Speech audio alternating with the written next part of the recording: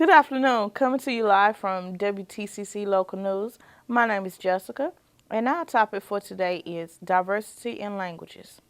We have a guest speaker today. Could you introduce yourself and tell us where you are from? Hi there. My name is Petra Garrido. I'm 18 and I'm here from North Carolina. Parents are originally from Veracruz, Mexico. I'm the second oldest out of 8 kids, so Okay. it is hard to be the second oldest. Mm-hmm. All right. Petra, what different languages do you speak? I only speak Spanish and English for the moment. Okay. How does being bilingual give you an advantage?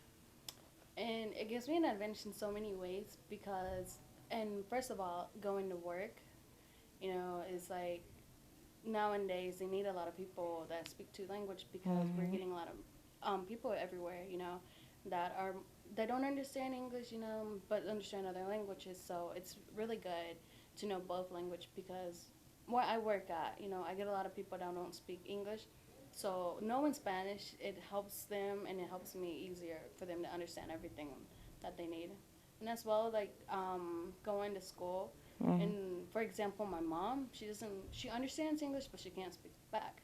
So when she has conference with my little sister's teachers, I have to be there for her to help her Um, translate everything that they have to say. okay. Wow. Um, do both of your parents speak English? Just my dad. My mom understands it, like I said, but she can't. She can speak it a little, but not fluently. But my dad does. Okay. Do you ever find yourself speaking English and Spanish in the same Oh my sentence? God, every day.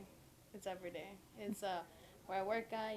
People come in and they speak different. They speak English and Spanish or another language.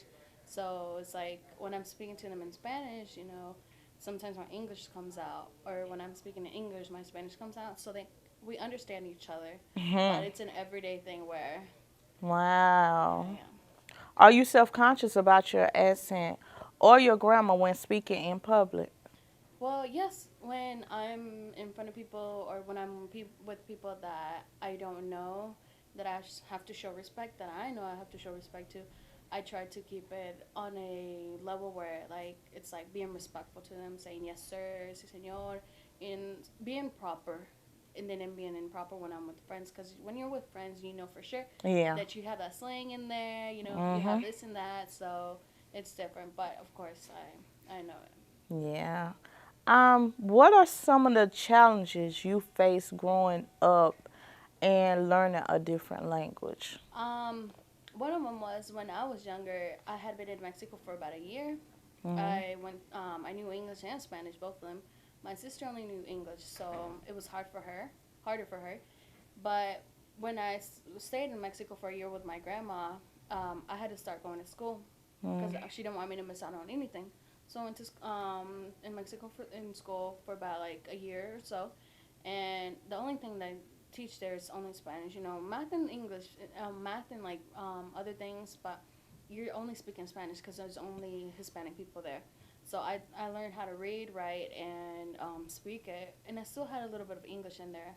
My sister, it was hard for her, so I'd have to translate for her and everything. So Mhm. when I came back with my dad, I was living with my dad and my stepmom, I had to start school, and it was really really hard for me because I was my first year in first grade.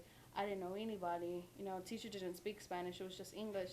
So she came up to me, speaking English. I was like, I Yeah. was scared, because I didn't know what she was telling me. So I'd cry every day, and then the students look at you like you're something strange, because you speak another language instead of English. But I got used to it, and that's one of the disadvantages or my challenges that I had to face going to school. It took me a while, but I got through it. So now I'm really fluently in both language. Oh, well, that is wonderful. That is Yeah. great. Well, thank you, Petra. Thank Petra, you. sorry, for coming on to the show today. Thank you for And having me. you're welcome. And that wraps it up.